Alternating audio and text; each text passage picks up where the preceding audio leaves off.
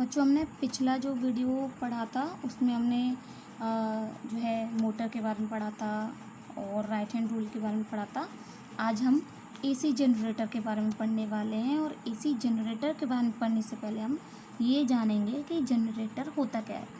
तो जनरेटर क्या होता है? It is a machine use for generating electric current by converting mechanical energy into electrical energy. मतलब mechanical energy को electrical energy में कन्वर्ट करके हमें इलेक्ट्रिक करंट प्रोवाइड करती है ये जनरेटर। इसे हम मतलब डायनेमो भी कहते हैं, ठीक है। तो सबसे पहले अपने शायद घर पे किसी के भी घर पे होगा, आपको पता है जनरेटर क्यों यूज़ करते हैं, या स्कूल में भी आपको पता है जनरेटर हम यूज़ करते हैं ताकि इलेक्ट्रिक करंट हमें मिले इलेक्ट्रिसिटी प्रोड्यूस करने के लिए ना। तो वो उसमें हम डीजल डालते हैं केवल, है ना मीन्स और उसको हम कभी आपने देखा हो चलाने का तरीका, उसको एक शाफ्ट होता है इस तरीके से उसको हम घुमाते हैं, ठीक है, और मीन्स मैकेनिकल एनर्जी देते हैं और फिर वो रोटेट करने लग जाता है। मीन्स मैकेनिकल एनर्जी हमने प्रोवाइड कर दी उसको और उससे वो रोटेट होकर जो है हमें इलेक्ट्रिक एनर्जी देता है, तो वो जनरेटर होता है, ठीक है। तो सबसे पहले हम जनरेटर के बारे में पढ़ रहे हैं, तो उसमें प्रिंसिपल पढ़ना है हमें। सेम मैंने समझा रही हूँ आपको चीज़ें, बट लिखना आपको है और उसी तरीके से करेंगे जैसे कि मोटर वाला हमने करा था, ठीक है। तो सबसे पहले इसमें जो है प्रिंसिपल मैं बता दूँ, it works on the principle of EMI, यानी कि इलेक्ट्रोमैग्नेटिक इंडक्शन के प्रिंसिपल पर ये वर्क करती है। It works on the principle of EMI, according to which if a current carrying coil is kept in a magnetic field, there is change in magnetic flux and by which electric current is induced. ये directly आप बोल सकते हो, whenever there is change in electric flux there is induced current, ठीक है। जब भी electric flux या कहेंगे फ्लक्स होता क्या है, फिर से मैं एक बार रिपीट कर दूँ। Flux means number of field lines passing through an area, ठीक है। तो number of field lines passing through an area is flux. तो अगर फ्लक्स चेंज हो रहा है तो वहाँ पे करंट जो है इंड्यूस होगा, ठीक है। तो उस पर ये जनरेटर का मतलब वर्क करता है, ठीक है। तो EMI इसका प्रिंसिपल है। अब इसका कंस्ट्रक्शन पे जाते हैं हम। तो कंस्ट्रक्शन में it has a shaft, armature, ये सारी चीज़ें हमें पहले से पता है, ठीक है। मैग्नेटिक फील्ड, ब्रशेस, ठीक है। इसके अलावा इसमें स्लिप रिंग्स हैं, उसमें स्प्लिट रिंग्स नहीं, यहाँ पे स्लिप रिंग्स हैं ये, ठीक है।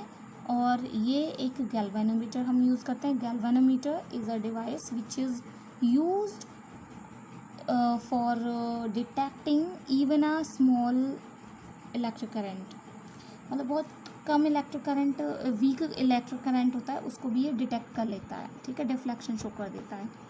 तो हम इसमें कहीं भी सोर्स नहीं लगा रहे हैं इलेक्ट्रिक करंट का, इट मीन्स अगर इसमें करंट प्रोड्यूस होगा, इसमें डिफ्लेक्शन होगा, तो ये बताएगा कि इसमें करंट प्रोड्यूस हुआ यानी कि इंड्यूस हुआ, ठीक है। तो स्टार्ट करते हैं इसकी वर्किंग। तो सबसे पहले हम क्या कर रहे हैं, इसको शाफ्ट को हम मूव करा रहे हैं। मैंने माना इस तरीके से हमने मूव कराया, ठीक है। तो अगर हम शाफ्ट को मूव करा रहे हैं और मैंने मान लिया ये शाफ्ट है, ठीक है, ये ध्यान दीजिएगा ABCD, ठीक है, इस तरीके से लेंगे हम। तो मैंने कैसे लिया ABCD, है ना, ऐसे लिखा हुआ है ABCD। तो आप देखें इसको पहले ऐसे घुमाया है, ठीक है। तो मैं अगर ऐसे घुमाऊंगी, पहले यहाँ पे मैग्नेटिक फ्लक्स जो होगा 0 होगा, ठीक है। चेंज इन मैग्नेटिक फ्लक्स कहेंगे, चेंज इन मैग्नेटिक फ्लक्स 0 है। और अब अगर मैं इसको मूव कराऊंगी इस टाइम मैक्सिमम हो जाएगा फ्लक्स, ठीक है। अब यहाँ फिर ज़ीरो, फिर जाएगा तो फिर मैक्सिमम, फिर ज़ीरो। ठीक है, ये कंडीशन होने वाली है ना। अब करंट कैसे प्रोड्यूस होने वाला है, 360 अब ये टर्न हो गया है ना एस। तो सबसे पहले हम स्टार्टिंग करते हैं। ये देखें ए से डी, ठीक है, ए डी है। तो मैं अगर मूव कराऊंगी तो बी सी ऊपर हो जाएगा और सी ए डी पर नीचे फोर्स लगेगी जब मैं ऐसे मूव कराऊंगी। ठीक है, तो अगर मैं ऐसे मूव करा रही हूँ यानी कि फोर्स इस पर अगर ए डी की बात करेंगे तो ए डी पर लग रही है डाउनवर्ड डायरेक्शन में। याद रहे इंडक्शन का काम हो रहा है, इट मीन्स हम राइट हैंड लेंगे। ठीक है, तो इंडक्शन के मतलब फोर्स लग रही है नीचे की तरफ, thumb shows the direction of force. Magnetic field इस तरफ है, नॉर्थ टू साउथ। ठीक है, तो हम देख रहे हैं current that central finger gives the direction of induced current. तो करंट कहाँ से, इस तरफ, मेरी तरफ, मतलब इस अंदर की तरफ आएगी इस डायरेक्शन में। ठीक है, तो यानी कि ए डी के डायरेक्शन में हमारा करंट इंड्यूस होगा इस केस में। तो ए डी के डायरेक्शन में करंट इंड्यूस होगा तो यहाँ से इस तरीके से फ्लो होगा। ठीक है, तो यानी कि हमारा जो करंट इस तरफ से जा रहा है तो हम गैल्वेनोमीटर में देखेंगे कि डिफ्लेक्शन हो गया इस तरफ। ठीक है, ये हम नोट करेंगे। अब ये जो चीज़ हुई कहाँ से कहाँ तक हुई, यहाँ पे करंट फ्लो हुआ इस तरीके से मैक्सिमम, और ये होगा यहाँ तक। अब यहाँ पे आ गया बी सी। ठीक है, ए डी आ गया, ये वाला ए डी था ना, ये पार्ट, ये आ गया ए डी इस तरफ। अब आप नोटिस ये करेंगे कि ये कंडीशन बनेगी अब हमारी कि बी सी पर नीचे की तरफ अब फोर्स लगने वाली है ना, वही सेम डायरेक्शन, सेम ऐसे ही तो रोटेट कर रहा है, तो फोर्स नीचे, मैग्नेटिक फील्ड इस डायरेक्शन में, करंट फिर इस तरफ। अब बी सी पर आप ज़रा ध्यान दें इसमें कि बी सी पर करंट इस तरफ हो रहा है और बी सी का जो शाफ्ट है, मतलब जो वायर है, वो B2 वाला ब्रशेस से कनेक्टेड था। तो यहाँ से जाके ये करंट B2 से होता हुआ, ये मैंने ये वाला जो है इससे कनेक्टेड था ऐसे। ठीक है, ये स्लिप रिंग रोटेट करती हैं, है ना, तो ये रोटेट होके ऐसे मूव हो गई, ये वाला पार्ट रोटेट होके यहाँ पे आ गया, ज्वाइन हो गया, और ये वाला रोटेट होके इधर आ गया, लेकिन कनेक्टेड B2 से ही है। ठीक है, तो ये रिंग्स हैं R1 R2 और ये R2 R1। ठीक है, तो अब करंट इस रिंग से होते हुए किस में जाएगा, B2 में, B2 से इस तरफ से जाएगा इस तरीके से, यानी कि करंट की डायरेक्शन चेंज हो गई है ना। पहले इस तरफ ऐसे थे और अब ऐसे जा रही है, यानी कि करंट की डायरेक्शन चेंज होने की वजह से गैल्वेनोमीटर में आप डिफ्लेक्शन देखोगे, इसमें भी डिफ्लेक्शन ऑपोजिट डायरेक्शन में शो होगा। ठीक है, तो यानी कि पहले डायरेक्शन कुछ और थी करंट की, अब डायरेक्शन कुछ और है। ठीक है, फिर ये मतलब हो गया 360, पहले ए से बी गया यहाँ, फिर बी से सी वाला केस, फिर सेम इसी तरीके से फिर ये रोटेट करता रहेगा और डायरेक्शन ऑफ करंट इसी तरीके से चेंज होती रहेगी। ठीक है, ये ही प्रोसेस चलता है जनरेटर में। ठीक है, अब इसके लिए ना हम ग्राफ ड्रॉ करते हैं और ग्राफ में हम क्या करते हैं, इंडक्शन इंड्यूस्ड करंट जो है, ठीक है, मान लिया ऊपर की तरफ, मतलब ये जो डायरेक्शन शो करी है इंड्यूस करंट की, और ये टाइम को शो करी है। तो मैंने मान लिया टी टाइम तक, यहाँ पे टी टाइम है, टी टाइम में वो 360 कंप्लीट कर रहा है। ठीक है, हमारा जो ये आर्मेचर है। तो सबसे पहले अगर इधर ध्यान दें, स्टार्टिंग तो ज़ीरो है अभी स्टैटिक फॉर्म में, टी इक्वल्स टू ज़ीरो पर, यहाँ भी टी इक्वल्स टू ज़ीरो पर यानी कि ज़ीरो है। ठीक है, अब जब ये 90 डिग्री हो गया यानी कि 1/4 ऑफ टाइम हो गया, ठीक है, तो मैक्सिमम हो गई। तो अगर यहाँ ध्यान देंगे हम तो 1/4 मैंने मान लिया T/4, ये T/2, T/4 पर क्या होगी मैक्सिमम। ठीक है, फिर ये मूव हुआ और हाफ रोटेशन यानी कि T/2 पर ये 0 फिर से हो गया, तो ये हो गई 0। ठीक है, अब डायरेक्शन हो गई चेंज।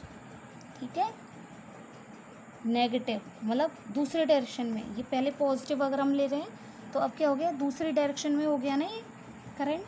यानी कि अगर ये पॉजिटिव है पहला तो नीचे हो जाएगा, फिर मतलब अब हो गया ये 3T/2 टाइम हो गया ना, 3T/2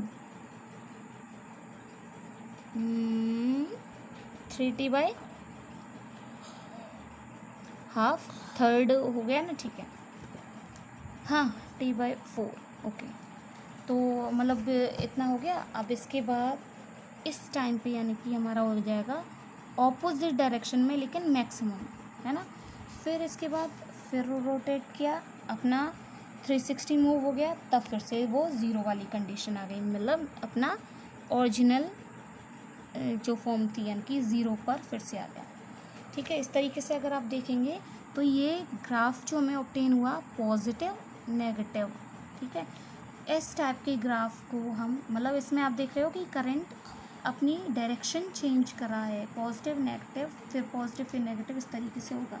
इस टाइम के साथ साथ वो अपना जो है करंट की डायरेक्शन को चेंज कर रहा है। तो ऐसे करंट को हम AC करंट बोलते हैं, ऑल्टरनेटिंग करंट। ठीक है, अब इसे हम सिनुसोइडल टाइप भी बोलते हैं। ठीक है, इस तरीके के सिनुसोइडल टाइप भी बोलते हैं। ठीक है, अब ज़रा इससे रिलेटेड मैंने जो टर्म बोली थी AC करंट, तो AC करंट होता क्या है ये मैं बता दूं कि AC करंट क्या होता है, वो करंट जिसमें कि एक फिक्स इंटरवल ऑफ टाइम के बाद डायरेक्शन चेंज हो जाए। जैसे कि इसमें आप देख रहे थे T/2 के बाद डायरेक्शन चेंज हुई, फिर T/2 और चला, फिर डायरेक्शन चेंज हो जाएगी, T/2 और चलेगा, फिर इस तरीके से, है ना। तो एक फिक्स टाइम के बाद डायरेक्शन चेंज हो रही है। तो ऐसे ही जिस भी मतलब the electric current which changes its direction after a certain fixed interval of time is called alternating current, इसे हम AC बोलते हैं। ठीक है, और इंडिया में जो करंट जो फ्रीक्वेंसी होती है AC करंट की, फ्रीक्वेंसी आपको पता होगी, है ना, नंबर ऑफ ऑसिलेशंस। ठीक है, पर सेकेंड, वो हमने 9th से पढ़ते आ रहे हैं। ठीक है, तो वो चीज़, तो फ्रीक्वेंसी हमारे जो इंडिया में आती है AC करंट की वो होती है 50 हर्ट्ज। अलग अलग जगह पे अलग अलग होती है। ठीक है, लेकिन इंडिया में जो आती है वो है 50 हर्ट्ज। अब जो है ये थी AC करंट, लेकिन जो करंट एक ही डायरेक्शन में फ़्लो होता है, सेम डायरेक्शन में फ़्लो होता है, उसे हम क्या कहते हैं, डायरेक्ट करंट। मतलब उसमें डायरेक्शन चेंज नहीं होती, उसे हम डायरेक्ट करंट बोलते हैं। जैसे AC करंट के लिए मैंने सिनुसॉइडल फॉर्म बनाई है। डायरेक्ट करंट ये रहा, डायरेक्ट करंट, इसमें आपको करंट फ्लो हो रहा है सेम डायरेक्शन में, ये भी डायरेक्ट करंट ही होगा अगर हम इस तरीके से। ठीक है, मीन्स किसी भी एक डायरेक्शन में वो फ्लो हो। ठीक है, इसके अलावा जो है इनके सोर्सेज भी लिखेंगे आप।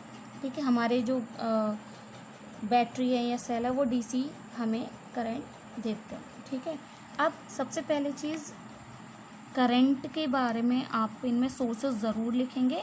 इसके अलावा आपको एडवांटेजेस डिसएडवांटेजेस भी लिखने हैं।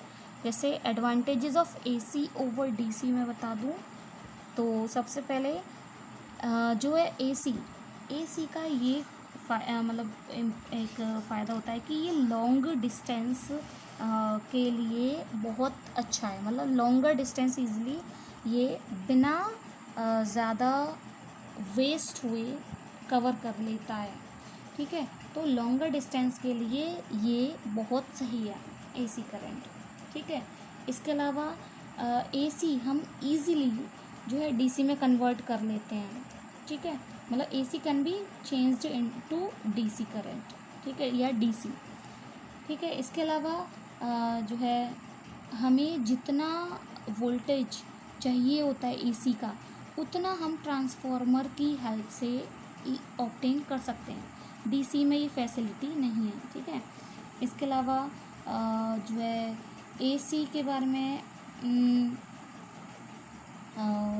ये जो है ड्यूरेबल होता है, ठीक है। मीन्स इजी मेंटेनेंस में होता है, मतलब हम इसको मेंटेन ईज़िली कहीं भी स्टोर करने का तरीका, मतलब ईज़िली मेंटेनेंस का मतलब है कि इसको हमें ज़्यादा कुछ मतलब स्टोर वगैरह करने की ज़रूरत नहीं होती।